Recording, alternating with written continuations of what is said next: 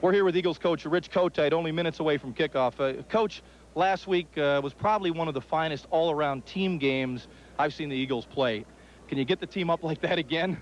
Well, we're going to have to. You know, it was only one game. It was a big step for us, but I think, you know, that game's not going to mean anything unless you win tonight. Yeah. You know, we played extremely well. We have to duplicate that kind of effort and that kind of football every week, and hopefully we're going to do that.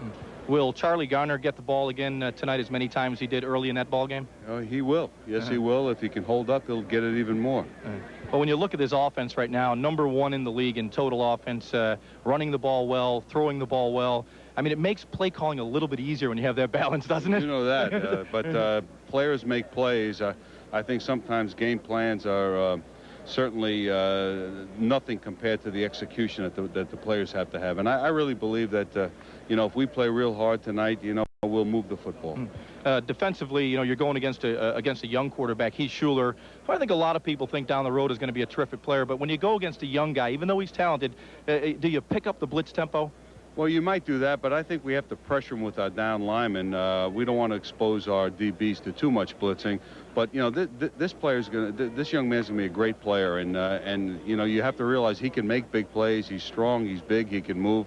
So we're approaching it just as if he was a veteran quarterback, and we're going to try to play the kind of defense we can to contain him. Yeah. One thing that the Eagles have done very well is protect the football offensively and create turnovers defensively. Is that the key now as you go into ball games, creating turnovers? I think it is, and not turning it over yourself. That's the one stat I really look at every week: giveaway, takeaways, and we're tied in our conference with the, you know, at the top. But those kind of things you can't get careless with, because they can really turn a game around. All right, Coach, thanks for taking time out of your busy schedule. You got Philadelphia excited. Have a great one tonight. Thank you very much. We are back here live at Veterans Stadium, and I guess you can imagine the Redskins are coming out as the boos cascade down from the upper level here at Veterans Stadium. I do want to just make one correction from Carl Churkin's earlier scouting report that Reggie Brooks will not be starting. That was the right now news that we have. It will be Ricky Irvins. Norv Turner not too happy about Reggie Brooks putting the ball on the field. Well, let's talk about another running back that has got a lot of attention here in Philadelphia. That was Charlie Garner. And I am joined by Brian McDonough, who's the medical correspondent for the 10 o'clock news.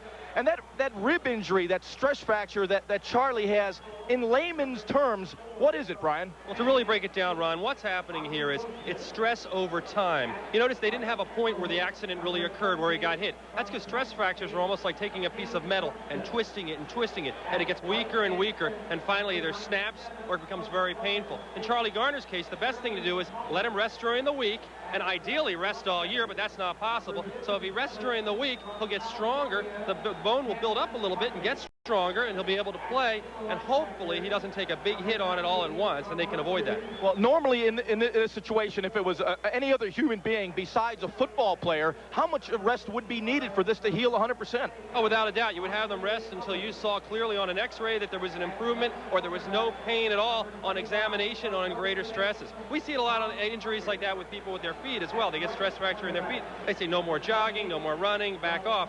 In this case, he's a pro football player. His job is to go out there and play, and they do have a pad there to try and, in any way possible, absorb a direct hit. Brian, you talked about a key word, pain. Is this a painful injury that he could still play with where it won't affect his play? It all has to do, and you know this better than me, it has to do with pain threshold and how much you can deal with and how much you can take.